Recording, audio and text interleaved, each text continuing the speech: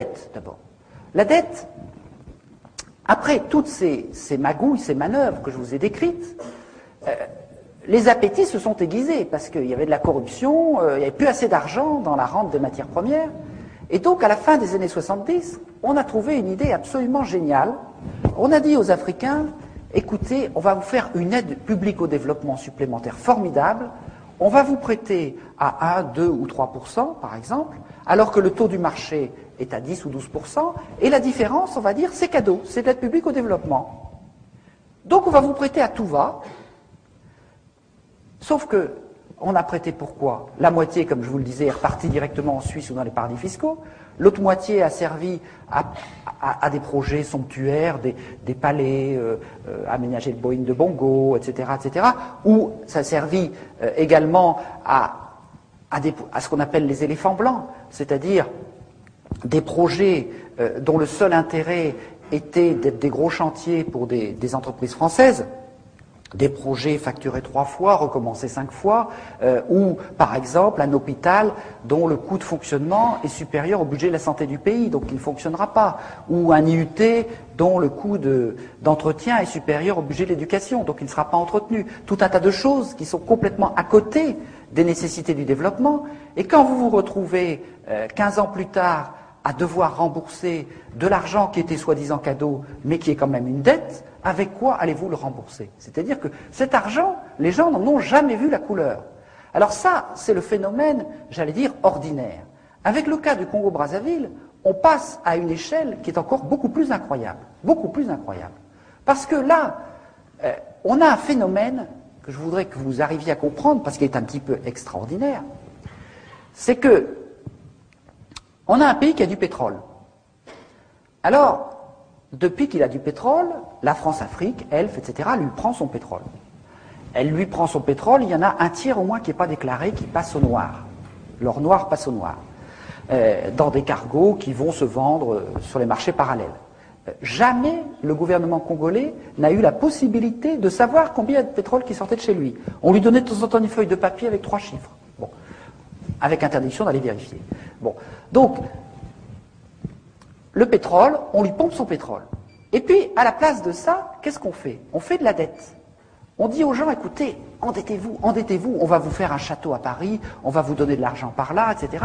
Et donc, on fait ce qu'on appelle des prêts gagés sur le pétrole. On a vendu le pétrole pour 10 ans, 15 ans, tout le pétrole à venir. Et avec ça, ces prêts gagés, on vous explique qu'on passe par 30 ou 40 intermédiaires. On fait le tour de tous les paradis fiscaux. Chaque fois, il y en a un qui prend 1 ou 2%. Chaque fois, ça augmente la dette. Et puis, ensuite, on revend la dette, etc., etc. Et puis, c'est comme des œufs en neige. On vous a fait une dette au départ sur du pétrole que vous allez extraire dans 5 ans. Et cette dette, à force de se monter comme des œufs en neige, elle se multiplie par 3, 4, etc. Et vous vous retrouvez avec un des pays les plus riches d'Afrique, qui est le Congo-Brazzaville, qui, à la fin, a une dette qui est égale à 3 fois sa production annuelle globale, son PIB, comme on dit. Donc, vous avez quelque chose d'extraordinaire. On vous prend le pétrole, et à la place, au lieu de vous mettre de l'argent, on vous prend de l'argent. On vous enlève 3 fois l'argent. C'est quand même une opération formidable. Alors, je ne vous rentre pas dans tous les détails, parce que les mécanismes qui passent par les paradis fiscaux, tous les intermédiaires, il y en a des quantités, je décris ça en détail dans l'envers de la dette, c'est un peu compliqué, mais le résultat, il est là. C'est-à-dire, c'est pas plus et moins, c'est pas de la comptabilité en partie double, on prend du pétrole, on met de l'argent. Non, on prend du pétrole et on arrive à prendre de l'argent. Et puis alors, ce qui est encore plus extraordinaire, c'est qu'il y a une partie de cet argent qui sert à acheter des armes. On arme les 2 camps de la guerre civile, comme je vais vous l'expliquer, et avec ça, le pays est détruit. Bon, c'est extraordinaire. Comme criminalité répétitive, c'est quand même intéressant. On prend le pétrole, on met la dette, on détruit le pays. C'est assez radical. Alors évidemment, le pays, après ça, est en une difficulté assez importante pour aller discuter le pourcentage du pétrole. Et donc je vais vous raconter ça, non plus sous l'angle de l'envers de la dette, mais sous l'angle de l'actualité politique, criminelle et militaire du Congo-Brazzaville. Qu'est-ce qui s'est passé en 1990?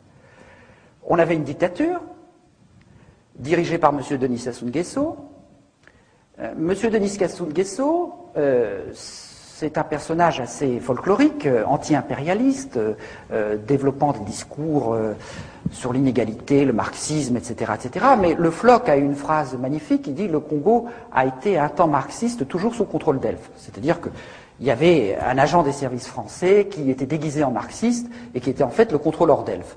Bon, alors cet agent-là, c'était monsieur 17%. Pourquoi? Parce qu'il demandait pour son pays que 17% du pétrole. C'était quand même un monsieur bien confortable. Alors par ailleurs, il touchait de l'argent grâce à tous les détournements, mais ça c'est une autre affaire. Pour Elf, ça ne coûtait que 17% du pétrole déclaré.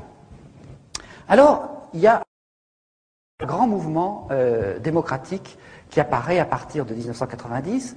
Les gens se réunissent en conférence nationale souveraine, c'est un peu comme 1789, tout le peuple se met ensemble, on élabore une nouvelle constitution, on veut redémarrer la vie politique et démocratique du Congo-Brazzaville. À ce moment-là, les gens se disent, mais on voudrait quand même un petit peu plus d'argent du pétrole, on va demander le double, 33%. C'est insupportable à Elf, et on a trouvé la preuve dans les coffres-forts d'Elf, ce qui est rarissime, lors d'une perquisition menée par les juges Joly et Wisniewski, d'un coup d'État préparé aussitôt pour renverser la démocratie par Elf, le réseau Pasqua et le réseau Focard. On a trouvé les détails de la préparation. Ce coup d'État a échoué, un président a été élu, certes imparfait, qui a beaucoup de reproches à se faire, mais au moins c'était l'élu de la population. Mais pendant ce temps-là, et là j'ai pas le temps de vous raconter cette histoire qui est assez compliquée, mais aussitôt, les réseaux France-Africains, les réseaux Pasqua, Focard, Chirac, etc., tout le monde s'est employé à remettre en place monsieur 17%. Oui, j'ai oublié de dire que, après la conférence nationale souveraine, monsieur Sassou Nguesso s'est présenté aux élections, il a eu 17%. Donc c'est vraiment monsieur 17%.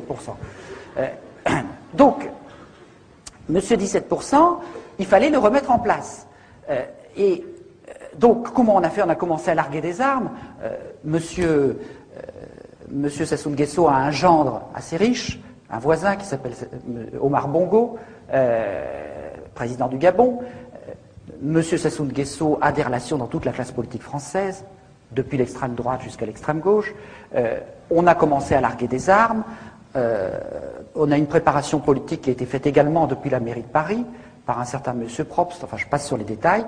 Et en 1997, donc une guerre civile se déclenche pour renverser le pouvoir qui avait été établi par le renouveau démocratique du Congo-Brazzaville. La guerre civile a duré 4 mois. Pour renverser le régime en place, je suis obligé de vous dire la liste de tous ceux qui ont participé parce que c'est assez incroyable. Il y avait toute une partie de l'armée qui était fidèle à Sassou Nguesso, des miliciens qui ensuite vont commettre une série de crimes contre l'humanité qu'on appelait les Cobras. Mais la France a amené 1000 soldats tchadiens pour aider. Il y avait une partie de la garde présidentielle de Mobutu, de sinistre mémoire, qui s'était repliée de l'autre côté du fleuve, donc à Brazzaville, qui a contribué à combattre aux côtés de Sassou Nguesso. Il y avait toute une partie de l'armée qui venait de commettre le génocide au Rwanda 3 ans auparavant, qui s'était réfugiée comme par hasard au Congo-Brazzaville, en France-Afrique, et qui a contribué également aux côtés de M. Sassou Nguesso. Un certain nombre de mercenaires dont je vais vous parler tout à l'heure. Et puis, pour finir, l'armée angolaise qui est venue envahir le Congo pour achever de réinstaller le dictateur. Alors, l'armée angolaise, c'est quand même pas rien.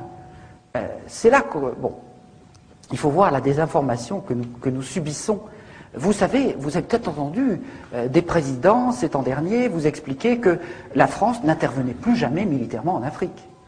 Eh bien, vous avez peut-être aussi entendu parler, parce que je veux aussi en reparler, de l'Angola Gate, c'est-à-dire de ce scandale de fourniture d'armes à un pays en guerre civile, l'Angola, par le réseau Pasqua, M. Falcon, M. Guedamac, M. Marchiani, etc., etc. Eh bien, Marchiani a déclaré devant le juge, mais attendez, c'est pas une affaire subalterne, cette affaire. Nous avons négocié avec l'Angola pour lui fournir des armes, et en contrepartie, il a dit ça au juge, en contrepartie, l'armée angolaise allait intervenir pour les intérêts de la France dans les guerres civiles des deux Congos, le Congo-Brazzaville et le Congo-Kinshasa. Ce sont les deux guerres civiles les plus meurtrières d'Afrique en ce moment, ou qui ont été les plus meurtrières. Donc sans que vous le sachiez, sans que le Parlement le sache, eh bien il y a eu la France, par Angola interposé, par Tchadien interposé, par Mobutuiste interposé, etc., a mené une guerre qui a contribué à détruire le Congo-Brazzaville. Et je n'ai pas le temps de développer, mais dans cette guerre, les deux camps de la guerre civile ont été armés par des trafiquants d'armes liés aux pétroliers avec l'argent de la dette. Si je continue, M. Sassou Nguesso, M. 17% revenu au pouvoir et recommençant les mêmes pratiques, la guerre civile, un bout de guerre civile, renaît un an plus tard. Et entre décembre 98 et décembre 99, le rouleau compresseur angolais, tchadien, les miliciens, etc., les mercenaires dont je vous parlerai, ce rouleau compresseur a fait au Congo-Brazzaville minimum 100 000 morts, une cinquantaine de radours sur glane, plus de 20 000 viols ethniques, plus en un an que tout ce qui s'est passé au Kosovo, en Tchétchénie et à Timor-Est réunis. Regardez la couverture de presse de ces 3 derniers événements, pendant la même période, regardez ce qu'on vous a raconté sur ce qui s'est passé au Congo-Brazzaville, l'un des tout premiers fournisseurs pétroliers français et le berceau de la France libre.